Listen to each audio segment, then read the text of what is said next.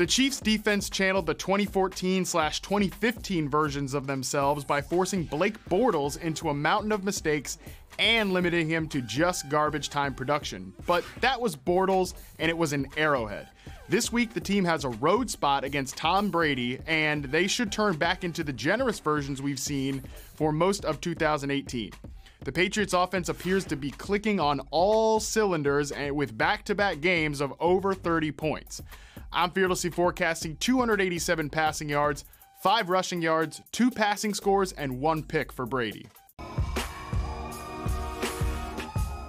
Old versus new comes into focus on Sunday night as the Chiefs travel to take on the Patriots. As with most of these Chiefs games, all signs point to a shootout, with this game carrying a 59 projected point total. That's the highest of the week. Patrick Mahomes should be able to find success with all of his weapons in this spot, especially with such little pass rush coming from the defense. The Patriots don't have a single player with more than 10 pressures or hurries this season. Mahomes will have the time he needs to make some magic. I'm fearlessly forecasting 321 passing yards, 25 rushing yards, 2 scores through the air, and another on the ground. After going for 112 combined yards and a score 2 weeks ago and 110 combined yards and a score last week, Sony Michel has entered must-start territory. Get him in your lineup this week. It is one of the most appreciable matchups on the board against the Kansas City Chiefs. The Chiefs have allowed the second most fantasy points, 5.48 yards per carry, 165.8 total yards per game, 7 total touchdowns, and 7.8 receptions per contest. So the running back position alone. Rev the engines, Sony. You're going to make some serious noise in this one. He goes for 124 total yards and a touchdown. Start him. Much like his tag team partner, Sony Michel, James White is must-start material under the primetime lights on Sunday Night Football here in week number 6. Now, White has splashed 5 times already this season, averaging 76 total yards per game. He's RB10, believe it or not, in half-point PPR leagues in terms of fantasy points per game output. You look at Kansas City, you can trounce over this defense, whether it's between the tackles or through the air as a short field receiver. The Chiefs have allowed the second most fantasy points, 7.8 receptions per game and 90.8 receiving yards per game to the running back position alone. White goes for 98 total yards and a touchdown. Get him in your lineup.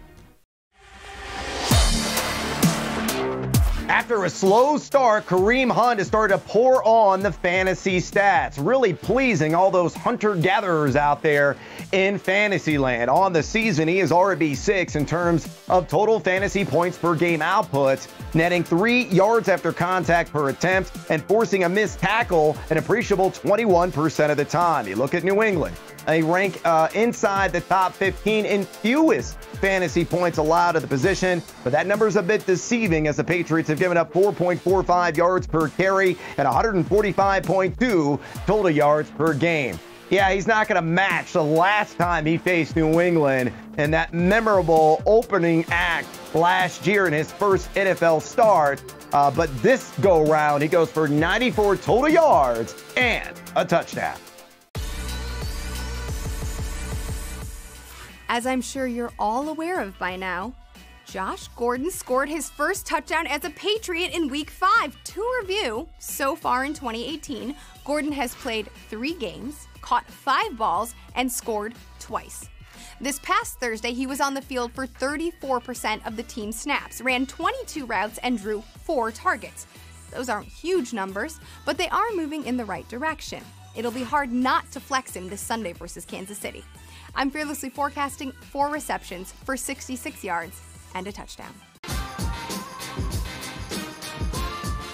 I'll be honest, I expected more out of Edelman in his 2018 debut. The 7 catches were nice, but averaging just 8.1 yards per reception? Still, Edelman looks spry enough and was second in team targets. He also played 70% of the team's snaps. All of this bodes well heading into a Week 6 matchup against the Chiefs, a unit that gave up 430 receiving yards to the Jaguars last Sunday. I'm fearlessly forecasting 7 receptions for 73 yards and a touchdown.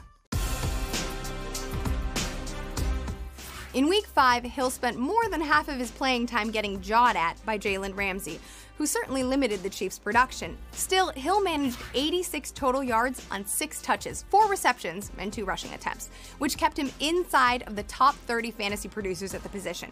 He'll have a much easier go of things in Week 6, when he faces a Pats defense that gave up 365 receiving yards to the T.Y. Hilton-less Colts last Thursday night. I'm fearlessly forecasting 8 receptions for 113 yards and a score. Rob Gronkowski is coming off a 6-catch, 75-yard game against the Colts. He hasn't really had a blow-up week since the opener. He's been battling an ankle injury, but you knew injuries were going to be part of the story with him. He gets a very friendly matchup this week against the Kansas City Chiefs, and the Chiefs have been such an explosive offense, but their defense has been extremely generous. They rank number 31 in terms of pass defense right now, giving up over 340 passing yards per week. Should be an easy 100 yards for Gronkowski, even if he's only about 80 or 90%. I'm going to give him 6 catches here, 101 yards, and I think he finds the end zone. Well, 5 catches for 100 yards against Jacksonville was about as much as anybody could have reasonably expected from Travis Kelce against a great defense. You look back at his last 4 games, he has 100 receiving yards or more in 3 of them. Obviously a high-volume player in an elite NFL offense. Life is good if you've invested in Kansas City Chiefs this year. Kelce gets a matchup this week with the Patriots. We expect this to be a very high-scoring game. Eric Ebron obviously just torched the Patriots. It's a good matchup for Kelce. It's basically always a good matchup for Kelce. I think he gives you another 100-yard week. I think he's probably the tight end 1 for Week 6. It's a great week to start him. I'm going to give him 8 catches here, 112 yards and a score.